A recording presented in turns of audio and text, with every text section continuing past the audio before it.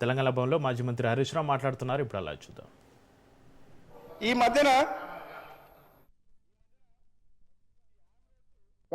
ఆయన మీద రేవంత్ రెడ్డి గారు పగబట్టినట్టు చేస్తున్నాడు. పోలీసులను పెట్టి కౌశిక్ రెడ్డి గారి ఇంటి మీద దాడి చేయించారు. ఇవాళ కౌశిక్ రెడ్డి గారి మీద సిబిసిఐడి ఎంక్వైరీ వేసినారు. కౌశిక్ రెడ్డి గారి మీద అనేక అక్రమ కేసులు పెట్టినారు. మీరు పెట్టిన కేసులు అక్రమ కేసులని కోర్టులే రిమాండ్ చేయకుండా కౌశిక్ రెడ్డి గారికి పలుమార్లు బెయిల్ ఇచ్చింది. అంటే ఉద్దేశపూర్వకంగా కౌశిక్ రెడ్డి గారి మీద ఈరోజు దాడి జరుగుతూ ఉంది. ఈ దాడి కౌశిక్ రెడ్డి గారి మీద కాదు, ఈ దాడి ప్రశ్నించే గొంతుల మీద దాడి, ఈ దాడి ప్రజాస్వామ్యం మీద దాడి. ఇవాళ ఎథిక్స్ కమిటీకి రెఫర్ చేస్తున్నానని ముఖ్యమంత్రి గారు మాట్లాడుతున్నారు. అసలు ఎథిక్స్ కమిటీకి రెఫరెంటు చెయ్యాలంటే అనాగరిక భాషలో అసెంబ్లీలో మాట్లాడిన రేవంత్ రెడ్డిని మొట్టమొదలు ఎథిక్స్ కమిటీకి రెఫర్ చేయాలి. బడ్వానే లాంటి భాష మాట్లాడినావు కదా, నోటితో నేను చెప్పలేనటువంటి ఉచ్చరించలేని భాషలో మాట్లాడిన రేవంత్ రెడ్డిని ఫస్ట్ ఎథిక్స్ కమిటీకి రెఫర్ చేయాలి.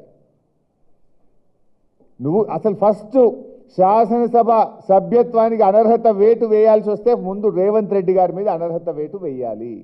You are the first person to expel. ఇది ఎట్లున్నది, నువ్వే దొంగే దొంగ దొంగ అన్నట్టు ఇవాళ మీరు గొంతు బిగ్గర చేసుకొని మా మైకులు ఇవ్వకుండా ఇవాళ మా కౌశిక్ రెడ్డి గారి మీద పగబట్టి ఉద్దేశపూర్వకంగా ఒక కక్షతోని ఇవాళ ఎథిక్స్ కమిటీకి రెఫర్ చేసిండ్రు అనేది రాష్ట్ర ప్రజలకు అందరికీ అర్థమవుతా ఉంది. వీళ్ళకేదో దళితుల మీద ప్రేమ ఉందని పెద్ద ఉద్ధరించినట్టు మాట్లాడుతున్నాడు. అసలు మేము కదా, గౌరవనీయులు కేసీఆర్ కదా, భారతదేశంలో ఎస్సీ ఎస్టీ ఎస్డిఎఫ్ డబ్బులు ల్యాబ్స్ కావద్దు, ఏదైనా ఒక సంవత్సరంలో ఖర్చు పెట్టకపోతే దాన్ని క్యారీ ఫార్వర్డ్ చేయాలని ఈ భారతదేశంలో చట్టం తెచ్చిన తొలి ప్రభుత్వం కేసీఆర్ గారి ప్రభుత్వం. కేసీఆర్ గారి చట్టం తెచ్చినాక దేశంలో 10 రాష్ట్రాలు మన చట్టాన్ని తీసుకుపోయి ఆ చట్టాన్ని దేశం మొత్తం కూడా అనేక రాష్ట్రాలు కాపీ పేస్ట్ చేసుకొని ఇతర రాష్ట్రాల్లో అమలు చేసినారు. దళిత గిరిజనుల గురించి నిజాయితీగా ఆలోచించి ఒక చట్టం తెచ్చింది బీఆర్ఎస్ ప్రభుత్వం. కేసీఆర్ గారు కదా ఈ దేశంలో ఎవరు ఆలోచించని విధంగా ఆలోచించి దళిత బంధు పథకాన్ని తెచ్చింది కేసీఆర్ గారు కదా. అది నువ్వేం చేసినావు రేవంత్ రెడ్డి? 2024-25 నీ ప్రభుత్వం ఏర్పడ్డ మొదటి సంవత్సరం ఎస్సీ సంక్షేమం మీద మీరు పెట్టిన ఖర్చు 1395 కోట్లు, ఓన్లీ 1395 crores. అదే బీఆర్ఎస్ పార్టీ 2021-22లో ఎస్సీ సంక్షేమం మీద పెట్టిన ఖర్చు 7361 కోట్లు. 7361 కోట్లు ఒక సంవత్సరం మేము ఖర్చు పెడితే రేవంత్ రెడ్డి పాలనలో మొదటి సంవత్సరం ఖర్చు పెట్టింది 1395 కోట్లు. నీ ప్రేమ మాటల్లో, మా ప్రేమ చేతల్లో.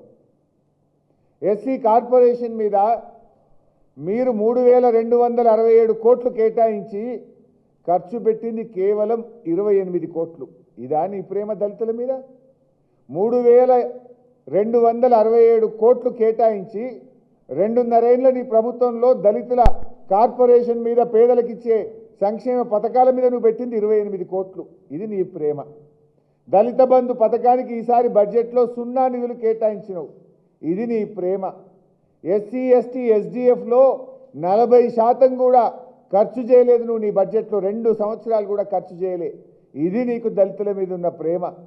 అన్నీ కపట ప్రేమ, మొసలి కన్నీరు తప్ప ఎస్సీ ఎస్టీల మీద రేవంత్ రెడ్డికి నిజమైనటువంటి ప్రేమ లేదు. బడా బడా కాంట్రాక్టర్లకు బిల్లులు ఇచ్చినావు కానీ మా ఎస్సీ ఎస్టీ విద్యార్థులకు నువ్వు కనీసం ఫీజు రియంబర్స్మెంట్ ఇవ్వలేదు.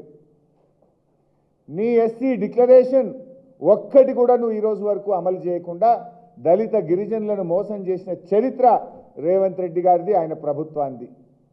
ఇవాళ విషయం స్పష్టం. మంత్రి గారి కంపెనీ అవినీతికి పాల్పడ్డది. ఇది నేను చెప్పలే, రేవంత్ రెడ్డే చెప్పిండు అసెంబ్లీలో. నేను చెప్పలే, మైనింగ్ మంత్రే చెప్పిండు అసెంబ్లీలో. అవినీతికి పాల్పడ్డది, తప్పు చేసింది. నేను అంటున్నా, మరి మంత్రి గారు అవినీతికి పాల్పడ్డప్పుడు సిబిసిఐడి ఎట్లా ఎంక్వైరీ చేయగలుగుతుంది? ఆయన మంత్రిగా ఉండగా మంత్రి మీద మంత్రి ఈజ్ ద గవర్నమెంట్. ఆ గవర్నమెంట్ కింద పనిచేసే పోలీసులు గవర్నమెంట్ మీద ఎంక్వైరీ చేస్తారా? అసలు రాష్ట్ర చరిత్రలో ఈ భారతదేశ చరిత్రలో ఎక్కడన్నా మంత్రి తప్పు చేసిండని ఆ మంత్రి కింద పనిచేసే పోలీసులు రిపోర్ట్ ఇచ్చిన ఉదంతం ఒక్కటన్నా ఉన్నదా? అసలు జరుగుతుందా ఇది? అందుకే మేమేమన్నాము, మంత్రి గారిని డిస్మిస్ చేయాలి, లేదా సిబిసిఐడి ఎంక్వైరీ కాదు సిట్టింగ్ జడ్జి చేత విచారణ జరపండి, అసెంబ్లీలో హౌస్ కమిటీ వేయండి అని మేము డిమాండ్ చేసినాం.